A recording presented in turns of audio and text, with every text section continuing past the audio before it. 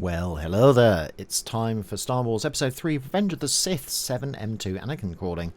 Music by John Williams, orchestrated by Conrad Pope. And this is a really great cue, actually. Thank you to the commentator who suggested I do it. So I am doing it. It's really good. It's a cool piece, actually. There's so much in here, really. So I'm just going to sort of basically let you stare at each page so that you can sort of screenshot it. There we go. That's page 2. Get my arrow out of the way. And I'm going to go to page 3. There we go. And then page 4 in a minute, which is the last one. There we go. So hopefully you've been able to sort of screenshot a few of those. Just means that then you can print them out as well if you wanted to, and sort of, you know, follow along if you have that time at hand. But it's a wonderful cue. I don't know quite about the timings in terms of BPMs and things like that, so I'm not absolutely certain. So because there's no live version of this as yet. Which is a shame, because I think there should be, really. But anyway, we have it's a huge orchestra. So in this one, orchestration wise, it's normal 3 flutes, 2 oboes cor-anglais, 4 clarinets with 2. One's a bass clarinet, the other's a contrabass E flat clarinet, which then doubles as a second bass clarinet. Then 2 bassoons contra, 8 horns, but I think one of them's not really used. And then the usual sort of, you know, synths, 2 synths, harp, piano, strings, lots of percussion, that sort of thing, although actually there's much less percussion in this particular one. We've got sort of bass drum, tam-tam, and that's about it. There's a little bit of timpani, I think, at the beginning, and then it sort of dies away. We've also got chimes as well, which in the score it says, Randy, move the chimes, which could be that he was on timp, I don't know, but either way, it's quite interesting. We've got this sort of extraordinary sort of 11-note sort of thing going on. That's supposed to be repeat bar, but it's just not behaving very well, so never mind. It's supposed to start on the D. Anyway, let's get going. So we're starting off in a sort of C-sharp Hungarian minor. So by that I mean this scale here, which is exactly the same as a harmonic minor scale, but just with a sharp 4. In this case, the F, which is now an F double sharp, or a G natural, I suppose you could call it, but strictly speaking, it would be an F double sharp. It's not actually present in any of the notes here, but basically all of these chord complexes can be derived from the C-sharp Hungarian minor. So we have a C-sharp minor, but with a major 7th in second inversion, which is also derived from the C-sharp minor Hungarian. And one of his favourite chords as well. I think it's 418, something like that. 417 maybe. Trying to remember which one it is now, but one of those sort of tetrachords. And then even this is also derived from it, because of course the G natural would be F double sharp, E, A flat or G sharp, G is F double sharp again, and then C sharp is cementing it as a sort of a root note. And even here, these sort of dark bits as well, E and D sharp are also present in the C sharp minor. I haven't done all the arrow pointing just because I thought it was a bit sort of complicated to do that. Then we've got sort of low clusters in the piano as well, just sort of have that sort of deathly dark sort of thing going on. And then everything's very, very low. So we've got B flat minor, this time with an added 9th, with our sort of bass, one of the bass clarinets. And then we've got the Emperor's theme, like that as well. And all of these sort of harmonics basically add a major 7th above everything here. So B flat minor, but with a major 7th, and the major 7th is that one, because we have that as well, and that just sort of travels round. The usual sort of glissandos this time in the cellos. We've also got sort of the timpani just sort of doing this sort of slow ad-lib glyphs. Then we've got the most amazing sort of altered or augmented dominant chords here, which I'm sure there is a specific name for, and it's probably extremely common, that sort of chord as well. So effectively an F7, but the sharp 5, sharp 9, sharp 11, and a sharp 13. So it's almost like a sort of bebop whole tone scale, but with a sort of passing note between the C and the D. So in other words, but then with that, like that. So all of those are consistent with this particular thing. And then all the following chords are the same. I think there are some errors in the score, but I've kind of corrected them just because I thought that was the way forward, really. So that's that. You could also write it as G major 7 sort of augmented over an F augmented. So like a 7th chord augmented over another chord, a tone lower than whatever that is. So that's sort of like, you know, an augmented 7th chord, but with another augmented triad, but a tone below the root of that. Just in terms of finding a voicing for it. It's a really cool chord. Totally jazz, completely. So maybe altered dominant, a dominant style chord, but it doesn't necessarily have that function. So it ends on D, and then we have a sort of tertial shift, really, going to B flat minor again. B flat minor, A flat minor, and then we have these sort of interesting, sort of very dark sounds, like that.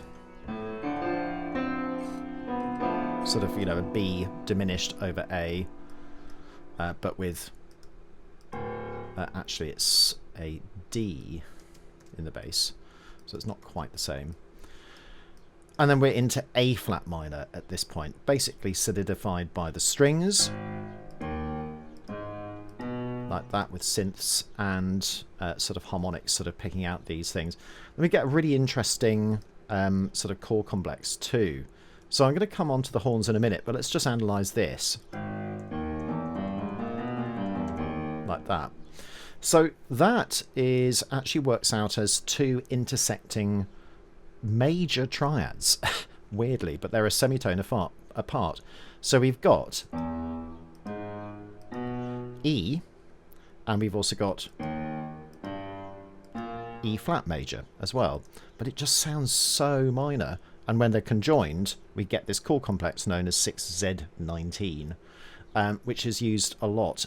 You can also get exactly the same thing with 2 minor triads a semitone apart as well. They make the same chord complex as well, but in this case we've got major chords.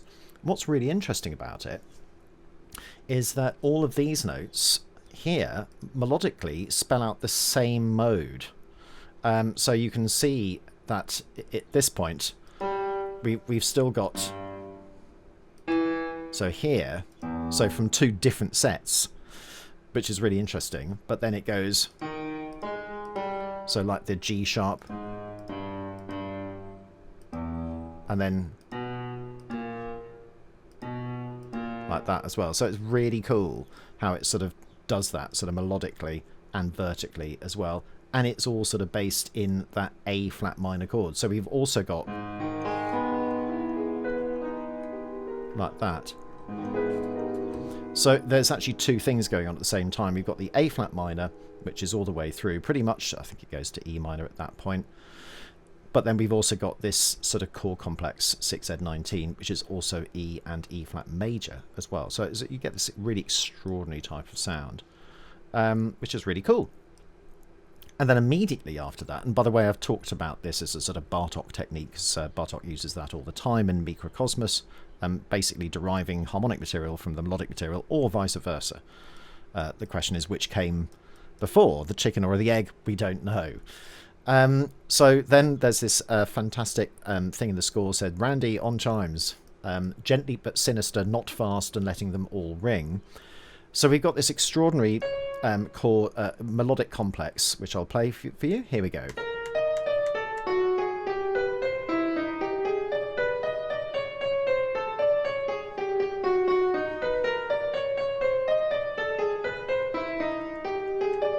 Like that as well.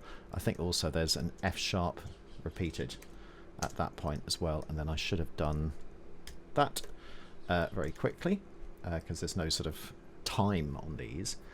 And then I've just described these as quartal chords. There's no point using jazz terminology here because they're not really, that there's no sort of, you know, thing. It's just their quartal chords. And they're basically all 12 tone, really.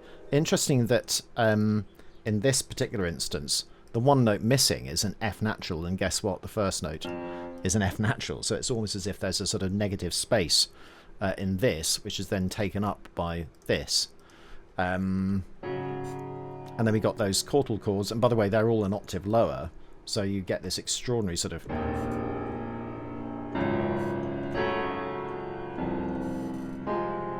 like that. So we get this sort of really extraordinary type of sound.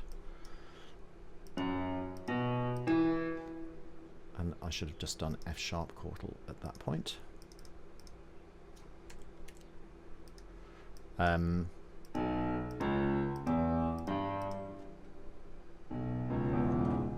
Yeah, and then we got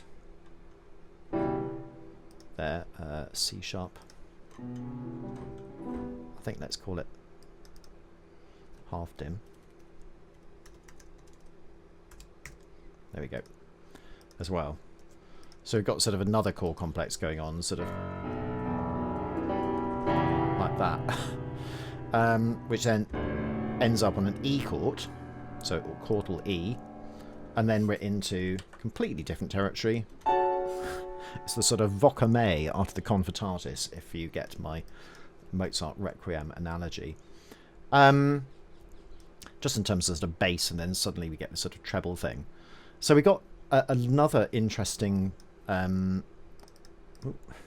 of spelling errors today, so it's the heat. We're in a heat wave at the moment in London. So yeah, we got F sharp minor, F major minor dyad, by which I mean so an F with an A flat, but also an A in those terms. Obviously, they're written as sort of like as a sort of almost like a sort of appoggiatura type thing, but it's often a standalone chord with Williams. Then we get this amazing hexachord, which is a B7 flat 9 sharp 9. So we get this sort of that sort of idea, and then back to F sharp minor, back to F sharp minor.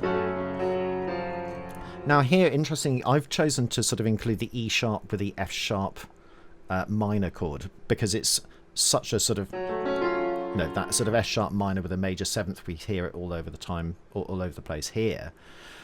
But actually, the chords actually change by the time it gets to the E sharp to this sort of D minor chord, but with an added ninth and a sharp 11 at the same time, which is a sort of acts as a sort of chromatic neighbouring chord to the F sharp. But interestingly, also the D acts as a sort of tertial movement, sort of prophetically, kind of thinking about the Imperial March, that sort of idea as well. Maybe I'm reading too much into it, but I kind of feel as though there is a compositional purpose to it. And then we're back into our 3/3 chord, this sort of F major minor dyad. Just it's written as an E sharp rather than F. And then we're into this A minor, or A major minor dyad. Is in effect, it's got rid of the F, like that. We're left with that, and it just sort of continues up that sort of modal element into B flat, the A acting as a sort of leading note into B flat minor. Interestingly enough, there are no F sharps in here, because of course there's no F sharp in B flat minor, and I think what he's doing is sort of preparing the way by sort of transitioning in this particular bar, because if we listen to it just on the piano, it's going to be really slow.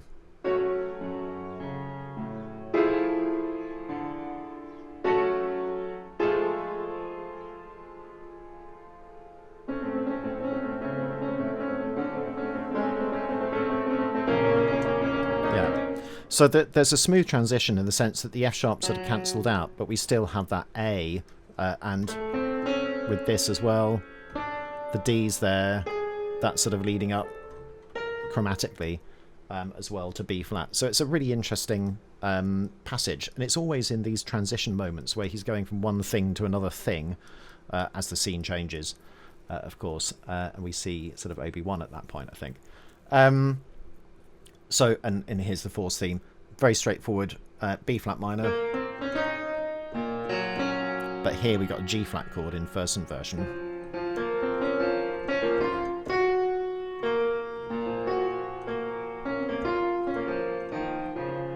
Yeah, so it's sort of amalgamation of sort of two bits of the of that theme, and then quite simply we just have dyads at the end, like that as well, which is sort of quite ominous, ending on the G dyads, and then I think we then go straight into the birth of the twins after that cue. It's often very awkward to sort of analyze dyads, because you kind of think, well, you know, is it a third on top of that dyad? That's how I've chosen to do it, but then I don't think it's that. I think it's more like that. So it's sort of rootless dyads. So in other words, without the F sharp and F natural going to G. It's very awkward to analyse. We just call them dyads because it's ambiguous, and deliberately so. And he does use that quite a lot. At some point, somebody should do a whole paper on dyads in John Williams rather than anything to do with triads. And I think it would be quite an interesting study. That's not going to be me. I don't have time for that. But it could be for somebody else doing a master's degree or PhD or something like that. As a chapter might be quite an interesting thing to do. So hopefully some ideas there. So yeah, so really interesting. Hungarian minor, we've got these pivot chords, sort of alpha chords, major minor dyads, add 9. We've got these major 7th things going on. We've got these amazing sort of bebop sort of whole tone scales, but with an added passing note in, which are fantastic. We've got this, you know, 6Z19B, 2 major triads, a semitone apart, E and E flat, but over an A flat minor. And we've got an 11 note sort of chord complex, but basically free-ish chromatic associations, emphasizing certain pitches as they're repeated. I guess repeated pitches are significant because they're repeated, otherwise why repeat them? But then we've got quartal harmony as well. We've got our 3-3, which appears in virtually every single John Williams cue.